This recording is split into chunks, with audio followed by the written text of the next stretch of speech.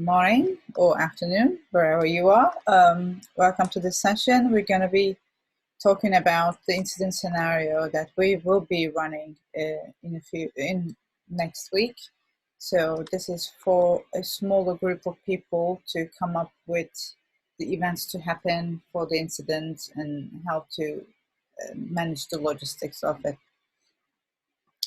So this is taking part of on the training week, but it is actually a dynamic session for the actual summit. So we have these things called dynamic sessions, where when we are having a session on something, we think about another session that we need to have. This is that session that we decided to have in the last session, during the last session, and we decided to have this at this point in time. So we're having it. So welcome to the summit if you're new to the summit. It's a very open, my slides are not working, open environment, so everything is recorded. If you don't want to be recorded, please take your own precautions, change your name to NA and don't open your video, for example. And yeah, I think we can start because my slides are not working. I will stop sharing. I will give it over to Dennis. If you are in the Slack channel, the incident scenario channel has some of the ideas that we've discussed from the previous channel, previous sessions on this. So basically, so we're running this next Wednesday, right? Yes. Cool. And James, did you manage to get any good data from the Monday thing? I liked the diagram. I think that was quite a good one. Maybe do you want to pop that up, if you could, or if you guys have actually, it's on the website, right? I can also. Sorry, I missed most of that. Oh, I was just saying that, could you pop up, or maybe that if you showed us the diagram that you created for the threat modeling session, and did you manage to expand on it during the session? So, because I had to miss a little bit. There were some threats that came out of different areas. To be honest, the main thing that came out was threat categories are useful. The big thing is the actors, which was more on the later session where we had the adversary cards coming up. I think that's probably the better thing to build off.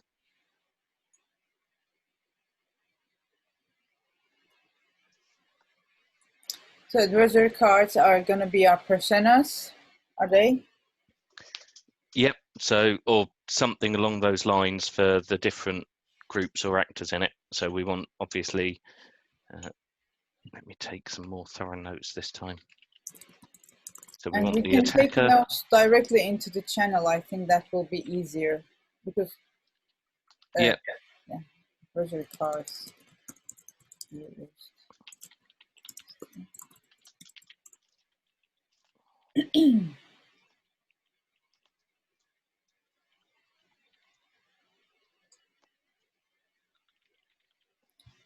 So we talked about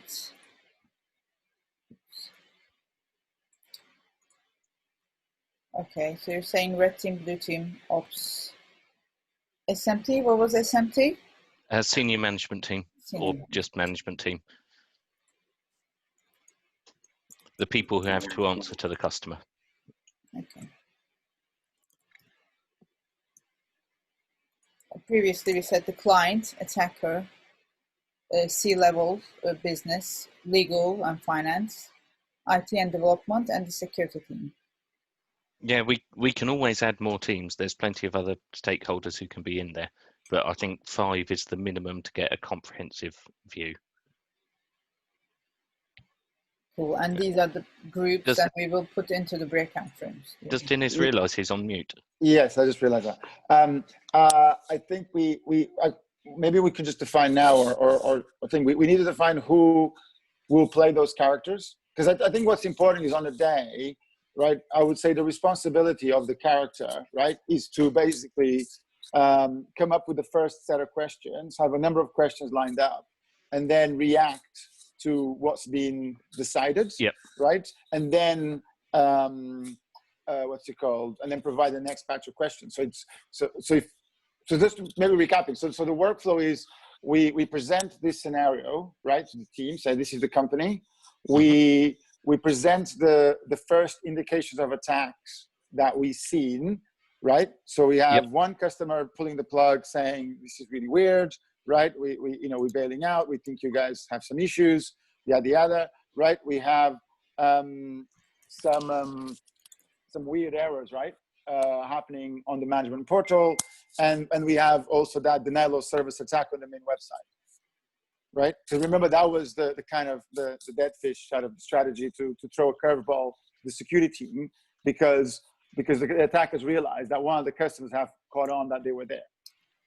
Yep. So we've got basically a different brief to each team. So the red team will be told someone's seems to have caught on. You've just lost connection to one of the environments, so you've triggered your contingency plan, and that's where you start.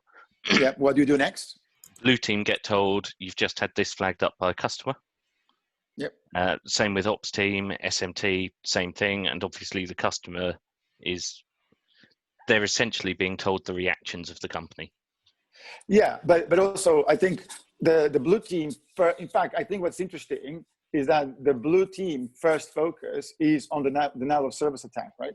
Yeah. Because that's what's popped up, right? That's so I guess the obvious one. That's the obvious one, right? So the fact that there's a customer that kind of, also raised that alarm, right, is kind of should be actually, a little bit down on our briefing to them, right? Hey, you just have a denial of service attack. Your site is being defaced, right? So denial of service and defacing of the website. Meanwhile, there's some weird stuff going on in the back end, some errors which could be caused by the denial of service attack, and you have a customer who has just pulled out with not happy with the service and complaining about some security stuff, right?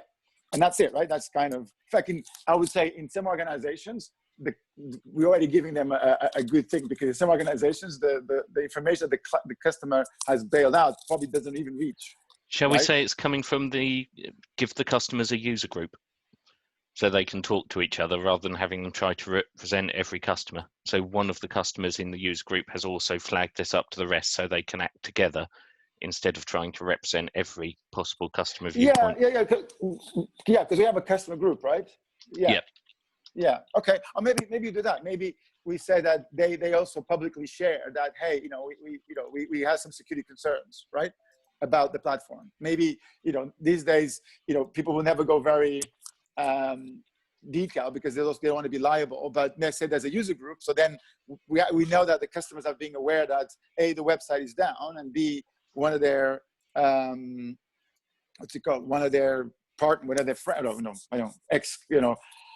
customers, right, is now also not happy and bailing out. So the first decision, for example, for the execs is, are you going to even tell the customer? What are you going to tell about what's happening, right? Because you already got the site to face, you already got the thing. So so then the logic is that we then break out the rooms. We give them between 10 and 20 minutes to come up with their action, and then we bring them back to the main room. So I think that's what's important, that each of us is in the room, because it's almost like we can replay to them what they said. So basically, if what about this? If each of us is in a room, then we take their actions. Yep. Right. And then we can go back, we have our own chat, so we can say, hey, this is what these guys are doing. And then we can play the next moves. And then we can start the briefing of everybody by just, letting each one of those speak, or we just say, hey, you guys want to do this and this, you want to expand a little bit on that, and that also gives us times to maybe come up with the next set of the briefing. Yeah. And then, so if we organize that sort of back channel communication just on a Slack channel to say, okay, here's what they're doing, prepare for what happens next. Yeah. And then we give them the next set of data. Okay, now this happened, that happened, right? And then they do another round, right? Yeah. And I think what would be really cool to do is the personas, because I think the personas will help to determine, right, like some of the behaviors of this, right? Yeah. So I think it would be good to write, the way that, Mark was doing was actually quite nice. You almost have those four for quadrants, because we probably want to do a persona for each individual, right, of the 5 groups that we have. Well, Do you have an example of that, of what that looks like? Well, I took some screenshots while they were happening. Just one of the adversary cards would do. I mean, if we create a character and just do some personality traits, technical knowledge, and so on, and have that as manager of the group or representative of the group. So James, you previously shared this link. Are we going to use that one, or are we going to start using Mark's cards? I mean, it's the same thing, really. Yeah, it's so a profile. but if you look at the cards, right? Let me actually, I'm not on the thing. Actually, who's sharing the screen? I'm sharing the screen. If you just go, can you go to Twitter and just search for the OSS 2020? Yeah. And because I put them there, because what happened there is quite cool, because what you got the methods, the tools, the targets and motivation, right? And maybe targets might be not 100%, but if you look at it, tools from a manager is a spreadsheet, right? It's like, and PowerPoint, right? And so we could think of this or maybe have 4 different vectors, right? 4 different things, but I think it's important to expand a little bit. Yeah, if you just search for, so there you go, for example, right? If you click on one of that guy, right? So we could try to do one of these for each of the 4 elements, right? Or 5 elements, sorry. Okay, I have the links to how to do them as well, but we will Mark to put them together for us. Well, that's just a screen. That's just a PowerPoint thing, right? We can. Yeah, if you ask him to share the template, right? Because we can just create it, right? In fact, this should be on a Google Docs, right? Because it's easier to do it. But it goes to him, so we will need to. No, I'm saying Google Slides, so we can all share. We can all edit. Yeah, but I'm talking about the creation of the cards. So he has a workflow to create those cards. We can put the requests into the docs and create the characters also, as we did in the session on Monday. Yeah, but that's the bottleneck, right? Like if we have a Google, Slides template of this, right? We can actually create it. Okay, so right, you're not using Marks then. Well, I think the template is good, right? I like the way the card is laid out. I like the fact that you got, a photo, you got the title, then you got the 4 properties of those individuals, right? So kind of what we want is to do that for the 5 personas that we have, right?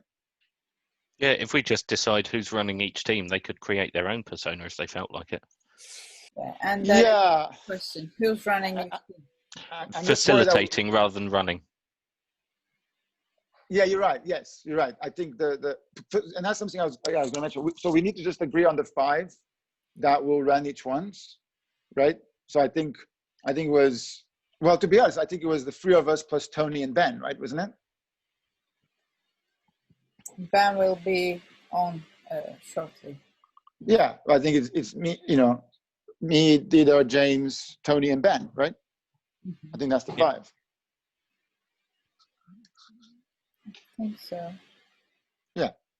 Well, let's just assume that, right? And then if one of them can't make it, right, we'll try to find somebody else. So I think you're right. I think maybe the task for the next day or so is just to define those properties for your persona. Yeah, build your character. Yeah. And I guess if you can try to get that template from Mark, right? Look, if not, we get one of the designer guys to come up with this in Google Docs, right? It's actually not that complicated. But it'll be good to reuse his structure since he already has it. Yeah.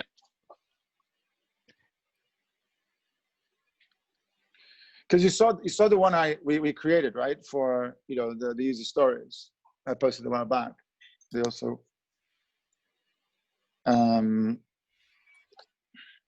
there. So cool. So I need to jump in a couple of minutes. Dida, what else? We can need to continue, cover? Ben, I think.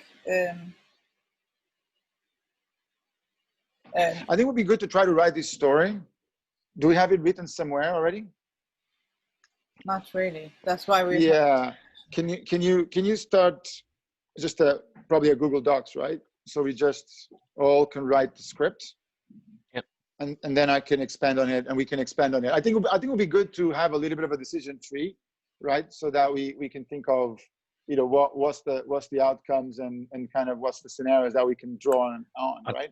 I think the decision tree is something that's going to be useful, but the key thing we want to define is the story up to the starting point and the goal of each team. So what they'll be pushing for, what their motivation is, and then the decision tree can be built off those two. Yeah. So, yesterday you mentioned that, which I think was cool, right? Or when we talked last time we spoke, right? It's about the what's it called? The ransomware, right? It was a ransomware attack, right? So the kind of almost the operating method is first stage, find as much data assets as possible, find as many things to encrypt, right? And then basically we'll and then, you know, notice that you've been detected, and then, you know, basically eventually make the call to weaponize it. So an interesting situation is that if the defenders on the first round pull the plug on AWS, right, for example, right, if they say that is weird, right, like let's just take the bullets, right, and really kill off every key that we gave to customers, right, kind of COVID style, right, which, to be honest, like, you know, I've done that for countries, right? It's like a virus outbreak happens in a country, like a computer virus, right? We pull the plug on a network, right? So if that happens, then they lose those assets. Yep. Right, for example, right? And so they may actually lose, it may be that they'll capture some of the assets but not be able to get the decryption keys back to their own central infrastructure, so they won't be able to honor the ransom, which brings in a whole other set of concerns. Yeah. So I guess one question that we can ask is, do they play the game of downloading data to their computers to blackmail, right? My only thing about that one is that it does introduce a level of exposure, right, and a level of traceability that the normal ransomware doesn't have, which is why I think leave it up to the team. It's their call. If they want to pull some data down and use it as to empower their threat, then they can. If they decide they're more risk averse, then no, sounds good. And I guess if the team on the defending side calls the security, you know, calls the NSNC or the NSA, whatever, you know, like pulls the big kind of, we need help, right? Then we can say that if you go for ransomware, you're going to eventually be caught because you left some traces behind, right? Yep. But if the other team is still trying to do it by themselves, then they don't have a chance, right? Yeah, I think that's cool. So I think so the first scenario is they're looking at Office 365. They have access to the inboxes. They have access to a bunch of S3 resources from a lot of the customers, right? Now what? Yeah. What do you want to do now? Sorry, I'm late. Yeah. Ben. Hey, Ben. Hey. Yeah. So Ben, we just just for the day. So it's going to be the five of us. Yep. Me, you, Didar, James, and Tony. Yep. Each of us has a persona. I think we just have a task over the next couple of days, you know, maybe, you know, before Monday, ideally, or Tuesday, just to have a Google Doc that we basically just write a little bit of the script of the possible situations that could happen next. And we'll try to do some personas for each one of us. Have you seen the cards that was shown on the session on Monday? Sorry, I wasn't there for the session on Monday. Yeah, it's really cool. Dida, do you want to show it? Actually, sorry, Dida, just a quick question. Have you uploaded that session from yesterday? Or is that on me or on you? Yeah, it's on YouTube. No, the Joshua session. Oh no, we're editing the video. We will Okay. be uploading it today. Okay. So this is the gamified Adversary cards. threat modeling. Not Yeah. gamified yet, but yeah, the cards are being created. Yeah, great. But it's really cool because there's actually a tool. There's actually an online tool to do this, right? Where if you scroll down, you can see a pile of them. Great. There you go. See? So it's actually quite easy. So yeah, so if you look at that one, right, we can always say that could be the executive, right? Or that could be the IT operations team, right? So, Yeah, sure. so we want to change the names, but the idea is that for each of us to have a card that kind of determines your skill set and sort of, you know, your methods, right? And maybe your motivation. Sure. Actually, maybe what we can do is instead of targets, have experience, right? So you can have methods, tools, experience, and motivation. Because then we can say, you know, highly technical, non-technical, focus on this, focus on that, which kind of gaps a little bit, right? Yeah. So where I left this before, what we said there were going to be kind of like 5 rooms that people can choose to join, or we select people to join a room. You got to be an attacker, or you got to be management, or you got to be IT or operations or security. I think those are the 5 groups. And I think we have to make it random, otherwise people might. Definitely random. Choose. Otherwise, you're going to have a huge attack team and no one else. Okay, fine. I don't know. Let them choose, right? Come on. Let them go with the. I don't think so. I think if you look at about the audience, we have a nice, you know, variety, right? I'll be Billy No Mates on management then, I guess. No, because I want to bring some of my team on it, right? Okay. Oh, absolutely. You'll have a couple already from. But I think, look, it's important, right? I think it's in fact. But look, if somebody, I think it's useful for somebody to be part of, for example, management if they want to understand how they think. But yeah, no, I wouldn't put the teams to the individuals, right? Let them decide. Okay. But you don't want somebody on a group that they don't want to be, right? We're going to do a 20-minute cycle, and then we're going to have some action, some decision that comes out, and that might be a bit randomized. So if someone finishes it early, something might come in and change the dynamics. And then just in terms of feedback, because the other thing I found in these wargaming things is you kind of get to the end of like 3 hours and you think, well, okay, but I hadn't realized that stuff was going on. So there is a bit of the kind of fog of war, but it'd be great to be able to kind of have a point where we stop and say, and here's what's going on, you know, give the full picture to some people. So the work for that we're thinking is, so let's just replay this. So let's say, so the attack starts, right, by so can you put the map again? Sorry, can you put that diagram? I think, James, you had it, right?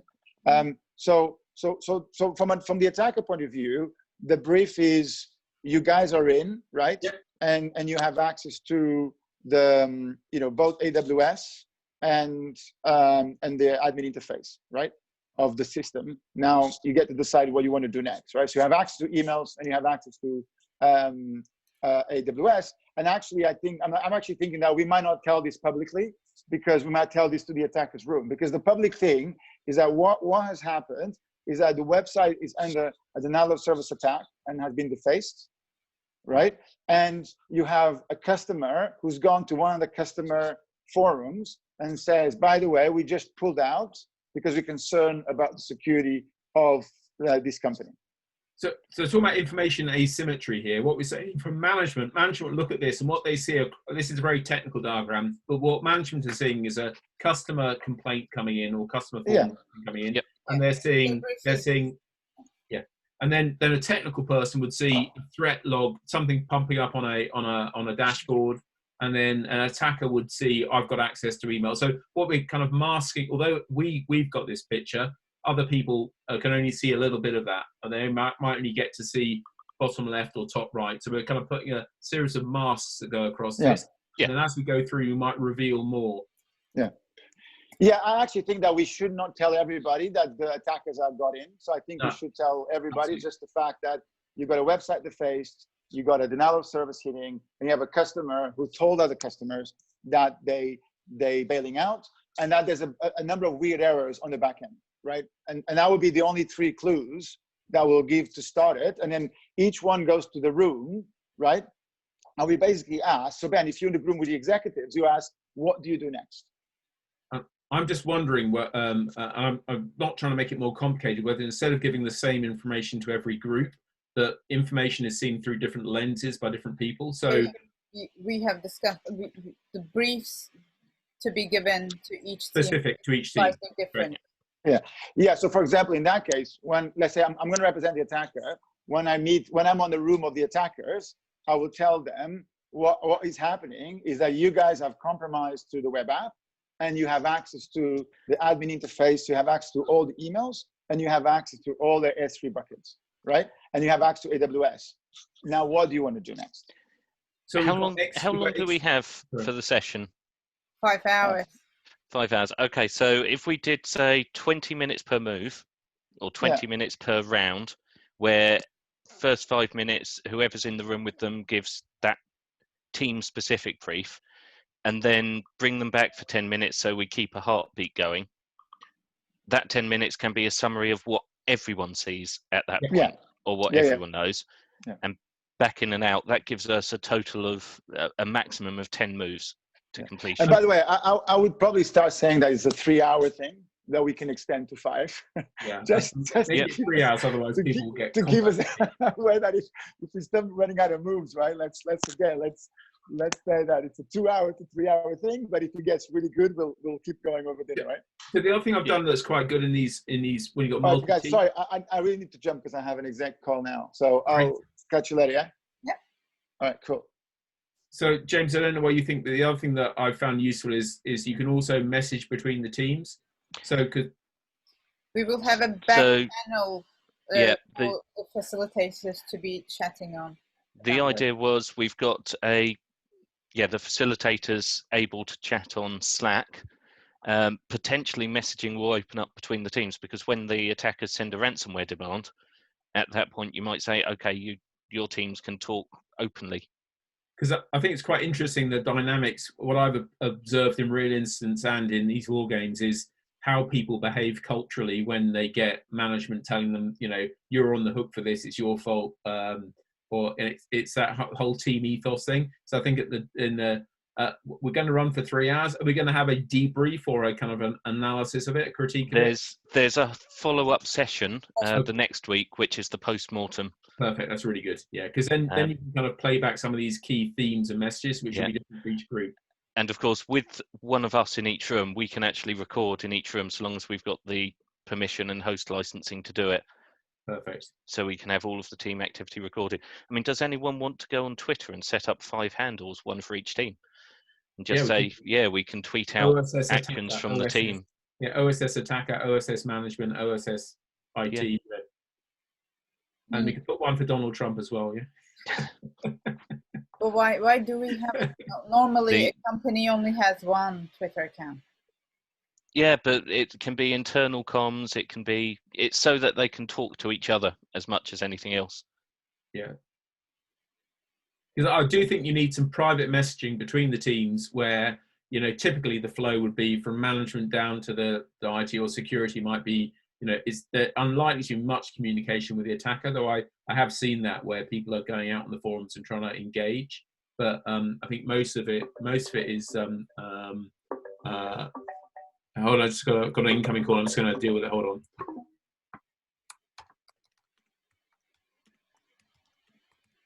So shouldn't those comms be also created during the session, because we will have internal people? Though we don't have. Maybe Slack would be easier. Could we just we could just do some Slack personas and get Slack groups and then get people to join different, invite people in on the different teams to different groups, and that way you'd have that Slack that same messaging. You can make it more private. Yeah. But it means we record it all, so we can then when we do the analysis of it, we can show what was happening at what time. Because ideally, what we have is like 5 tracks, and you say this is what happened this time. If it's between the groups, I think they can use the chat room on Zoom when they're in the breakout rooms. Do you want to put me in a breakout room and I'll give it a try? Yeah. I'll put both of you. What I'm slightly concerned about is if Slack is like everyone's used to Slack, and we've got a really good way of analyzing that. With Zoom, I've had mixed experience with bringing some of the session dynamics back. But up to you. I mean, whatever you want to do, I don't mind. I just don't want to make less work. I'm putting you two in a room. I'm not join breaking room yet. Hold on.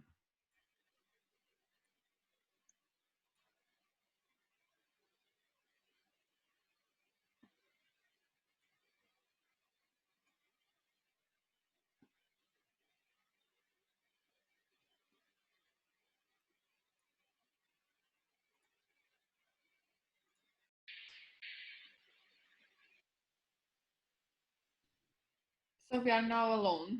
Hi. No, you're not alone. You have Neil and you have me.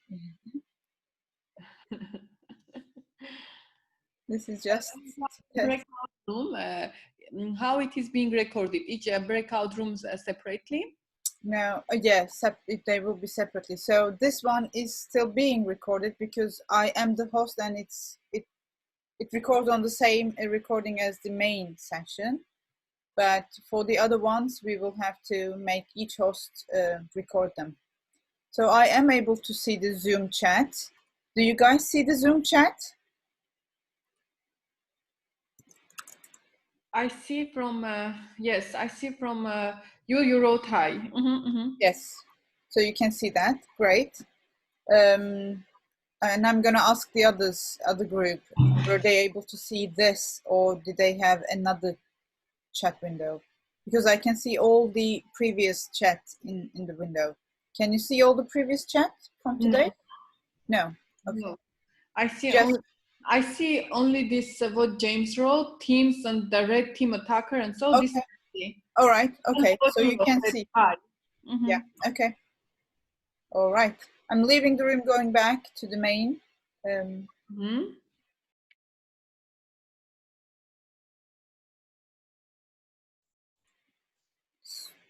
Hi. Yeah, I think it's chatter through Slack then for the teams.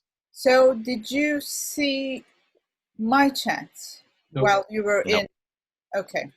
Cool. So I think to make it less complicated, let's use Slack for the chatting. We're just going to work out whether we can message from Slack to Slack. Because ideally what we want to be able to do is to make this more realistic is have different inputs coming in, which we could use Slack for. So we could, like, say, James, you want to say right now, the attacker's now got something new in 5 minutes into a scenario. We can kind of ping that up on everyone's screens. And then we Zoom for the group dynamic. That means afterwards we'll have a real good history of all the chat. We should be able to then put the timelines together and say how it worked. Yep.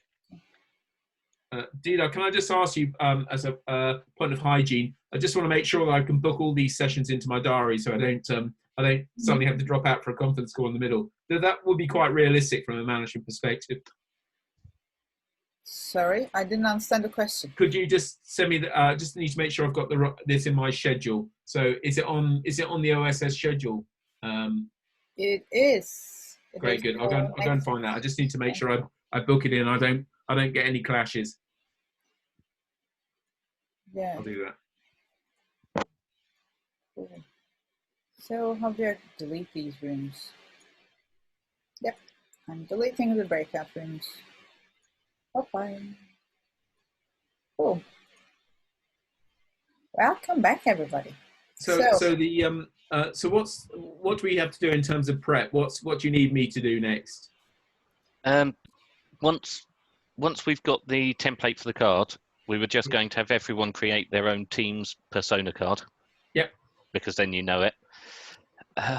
And briefs. Dennis, the briefs for each team, motivation for each team, and the initial state. And then Dennis was suggesting starting to build a vague decision tree so that we've got some idea of where they might go. But obviously that's going to have to be very flexible because people never do what you expect. Just thinking kind of Monopoly or Risk style or diplomacy, if we then had some cards that, I mean, I'm talking, that we hear the options, then it means you could almost randomize it and pick your next option. Yeah, I'd love to do that. And it actually sounds like a brilliant board game idea, but I'm not sure we've got time to do it before the session. It sounds more like a project that should be built up. Yeah, no, I'm just thinking that if you've got a decision tree, you made the point. We don't want to set the decision tree because otherwise it's everyone understands the map. Just introducing some small degree of randomness, like A, B, and C, that we could just call at those branches. Something might randomize it a bit. Things might happen. The only thing I think for this one we want to go more freeform. Okay, fine. Diplomacy like, so it's the interaction between them that drives decisions. Okay. And one facilitator will be in each room, so they have access to the decision tree. So if the group is swaying too far away from it, they can bring them back. Nudge them back into the right direction. But I mean, if you want to work out the idea of taking the adversary card idea and building it out into a full situation, multiplayer online game, great. Multiplayer situation response board game. I'm up for that. Yeah, fine. There must be a games engine that does it somewhere. Probably. I'm more board game based. I don't. Yeah. I'm just wondering. There are lots of different links that have been shared during all these sessions. I just what I've the games I've played before with doing these things, you end up with conscious bias coming into it. So we had one that we did at IBC, and the guy was just, for some reason, obviously he'd been screwed over by lawyers too many times, and he just started, he was saying things about lawyers that were quite unusual, and so everyone were making decisions based on what they thought lawyers should do, and he had a very distorted view of it. So I think it's making sure that we can keeping people's attention on this is making it as realistic as possible, as normal as possible. Can we do another quick test so that we can make sure co-hosts can also record the breakout room? So I'm going to make Ben a co-host. Yep. And put him into a room. On my own. I'll start recording. Bye, guys. I may or may not be back. Please be back. So where do I find, how do I jump to a breakout room? I will assign you. Because I've just got a leave button here. Tatovic as well to the room. I mean, I've got the option to record locally already, and that's as a participant rather than a co-host. Oh, well, what happens if you try to press it? Sometimes the button is there, but it doesn't let. But request recording permission from the meeting host.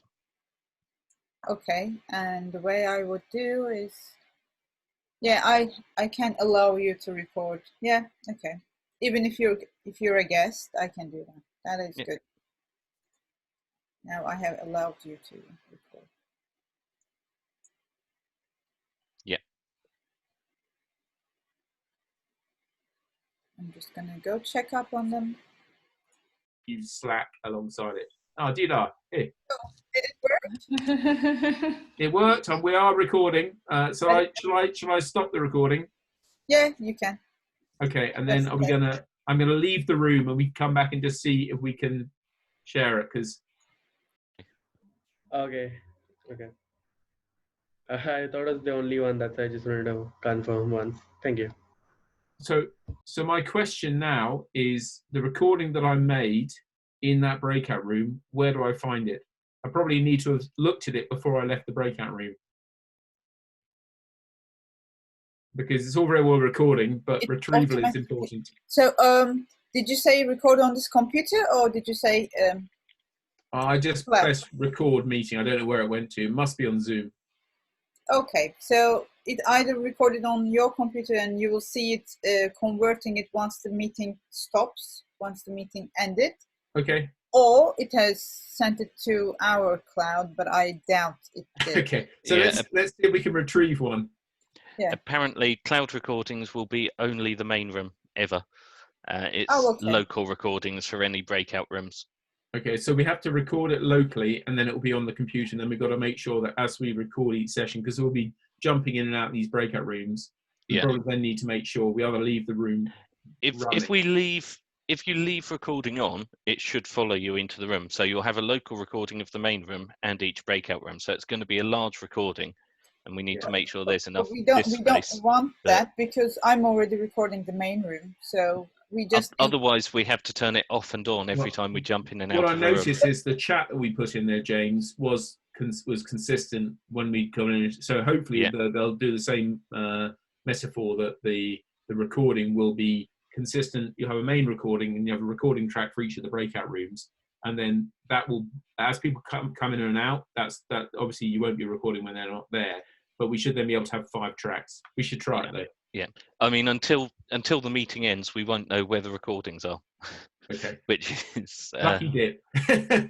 So the way it happens is after the meeting is ended for everyone, Zoom pops up a window saying I'm converting the video. It takes some time. Then it pops up the folder that it is put it in. So. And then we want to drop that into Slack, basically, don't we? Into the Open Security Summit. Have we got a channel here for our game or not? Yeah, we do. We have an incident scenario channel. Let me.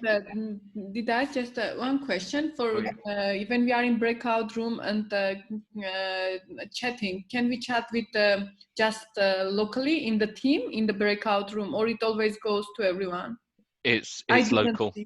I think so. There is also local. Yes. It's only local. If you're in a breakout room, you can't talk outside that room. But when we were in breakout room, I said hi and it went to everyone. But I didn't change it. I could have changed it. I don't know. So I think let's stick with Slack for messaging.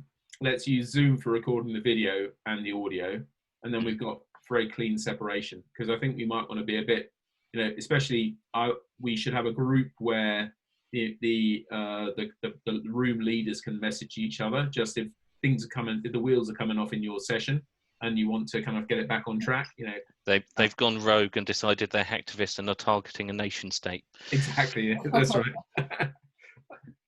or Antifa, they've been declared a terrorist organisation now. Okay, all right. So what else do we need to do, Ida? I'm going to create some templates. I think slides are better than. Because we can have the motivation on one slide, and every slide can be a different topic. Choosing which team each of us has, because we've still not done that. Yes. I think probably I'm on the management track. I'd love to think I could be more technical, but probably not. Okay.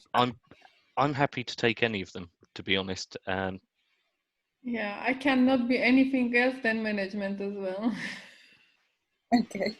Well, bear in mind there's customer too, and that's the customer representative. That's the one I'm what kind of customer? Oh, right. If it is customer technical background and we'll do technical attacks, then. So what are the groups again? We've got customer and attacker external. And then internally, we've got management, security, and technology. Is that right? Red team, blue team, ops team, customer, and management. Right. Okay. User group. Yeah, user group also sounds good, but it depends what kind of user it is. Yeah. And when you say red team is an external attacker. External attacker. Yeah. And blue team is the internal security team. Yep. Whether that's the SOC team or a security governance function. Or however that's defined. Ops team could be DevOps, could be infrastructure, could be DevSecOps. And have we got the brief written for what the business is? What the background? Yes. So the business is a provider of SaaS services to small to medium enterprises. So they've got a large number of smaller customers. In the UK? International. Oh, okay, right, all right. So European, European, let's say. European, yeah, fine. So yeah, European to small to medium enterprises, and they provide a single joined up reporting dashboard and management panel for AWS, Azure, and Office 365. So it's a cloud dashboard company. Have we got, just to make this more realistic, have you got an idea of what that company is, just to give some background? I'm not suggesting we make it that company, but it's just so that it's always easier to rip some materials off. Do you mean a comparison, or the company that I came up with for the original one? Because the company I came up with was Acme. Okay. Yeah, no. I mean, Acme I get from Roadrunner and all that. Yeah. It's more that if you've got a real company that you're kind of thinking of, it helps just to get us all orientated. Let me think. It would be Cloud Security Broker, one of the smaller ones. Yeah. So I mean, it's someone on the AWS marketplace who is. I mean, just just maybe not for sharing outside of this group, but just here is a company and here's the sort of things they're doing. Here are their customers. Then we can almost like use that to create some collateral that helps orientate. So yeah, I mean we're thinking along the lines of the type of stuff. Yeah, don't any cloud management platform does, but on a small scale. Right. Okay. So what I would do for my group then is create a few slides that say here's the background, here's our business targets, here's how we're trying to operate, and then here's something that's happening that's affecting us. And because I think normally people in a business have a frame of reference that they're trying to achieve a quarterly number, they're trying to achieve profit margins. If you can get that really clear, then everyone understands where we are. Otherwise, people have a different imagination about what's going on. See, I do think we need to get the motivation very clear, but I don't think it needs to be the same one for everyone on the defence side. 100% not. No. I mean, Yeah. So SMT are going to be worried about reputational damage. Yeah. First and foremost. Probably the ops team, I'm going to say uptime because it's always uptime. Yeah. Then customer, they're worried about their data. They're worried about their own business. Blue team, whatever KPIs we want to set for a security team, and red team want money. Yeah. Yeah, well, I mean, what's their outcome? Is it they're not counting coup? They're actually they're extracting money of some sort, or yeah. At some point, red team want to go for a ransomware demand. Yes. Okay. Oh. Great. And so, I mean, just all I'll do is I'll just try and frame up the bit the management tree trying to achieve, and the timing of it matters as well. The first quarter, second quarter. Getting near to year end, are you out for a fundraise? Those sorts of things. Are you a public company? All those things make a big difference in terms of the motivational, reputational thing. Yeah, they're probably a private company, right? Shall we say June 2020, private company, as it's a medium enterprise? Private company going out for fundraising. So, looking for a private equity or or an IPO. At which point, very sensitive to any disturbance in that force.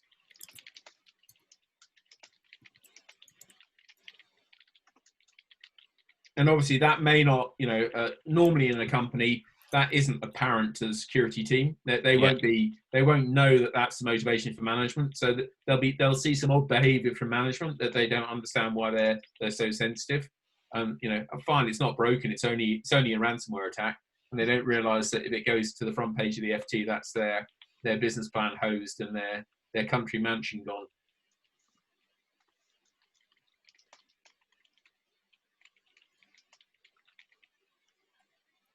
And apologies, guys. I know I arrived late. I've got a call in 5 minutes, but I'll make sure I've got my stuff locked in the diary. I'll create my set of slides for my group. And then I guess we probably just need to do a 15-minute run through the actual practicalities of switching in and out of Zoom and switching rooms. The other thing I think is very important is the read back, because holding people's attention is like, how do we do that? Do we do a midway session just to give people an update? Do we wait to the end? But I know we're going to have a full in-depth analysis, but keeping people on the boil on this is there some general readback that happens alongside? So I think it's 20 minutes in the room, then 10 minutes all together, isn't it? So we all share our... okay, that's great, fine. So every 20 minutes, we've got a 10-minute heartbeat to get the latest general information on the situation. Here's how the landscape has changed. Just keep everyone engaged. Yeah, so that's when that also gives everyone facilitating time to catch their breath and think about or plan how we're going to do the next stage of the brief. Yeah, and so for that 10 minutes, I mean, that's kind of 5 groups. That's a 1 minute each to read back where you are from your own perspective. And then that's someone who is like a moderator saying, here's how I think it's playing out, who's a kind of neutral party. So we've got 5 people managing the group rooms. It'd be great if we get someone to kind of like looking across the piece, give their opinion on it. So yeah, I mean a central host would be good, but we need a 6th person for that. yeah, well let's see if Tony can't twist someone's arm just to do it, because then all you're doing, that's someone sitting above it, not doing a huge amount, but it's doing a kind of newscast to comment on it, which but I think then that makes it much more relevant. Yeah. Oh yeah, definitely. It's really helpful to have that. Perfect. Well, thanks, guys. I'm going to drop out. I will look forward to catching up with you soon. Thank you. Cheers. Bye-bye. All right. Okay, then I'll create some templates on Google Slides and I'll share it with you guys.